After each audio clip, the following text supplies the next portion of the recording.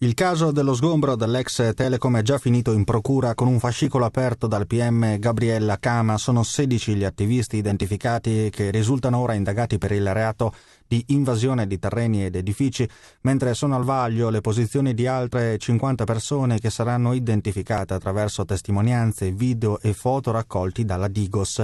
Il bilancio della giornata di ieri per quanto riguarda la questura è da definirsi positivo, con nessun scontro tra forze dell'ordine e manifestanti. Intanto sono iniziati i lavori di muratura delle entrate principali della struttura, posta ora sotto sequestro. Dopo la manifestazione spontanea di ieri pomeriggio con il collettivo ZTL a tentare inutilmente l'assalto a Casugana, la protesta contro il provvedimento continua sabato prossimo con un corteo alle 15, una manifestazione che prenderà avvio dalla stazione ferroviaria e a cui prenderanno parte almeno 200 tra studenti ed attivisti di ZTL. E qui sorgono le preoccupazioni delle forze dell'ordine che vigileranno sulla manifestazione. Il rischio è quello di pericolose infiltrazioni da parte dei centri sociali di Padova e Mestre. Nei prossimi giorni, per organizzare al meglio la macchina della sicurezza, il prefetto Aldo Aldinolfi convocherà un tavolo tecnico.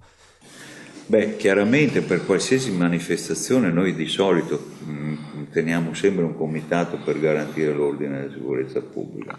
In questo caso non è che vi siano particolari situazioni o temiamo particolari pericoli, però lo faremo anche in questo caso. Ieri sera i ragazzi si sono comportati in modo ineccepibile anche dopo lo sfratto. Io confido nel loro senso di correttezza e di lealtà che hanno sempre dimostrato finora. Il prefetto, tornando sul vertice con il comitato dei garanti di lunedì mattina, ha gettato acqua sul fuoco delle polemiche.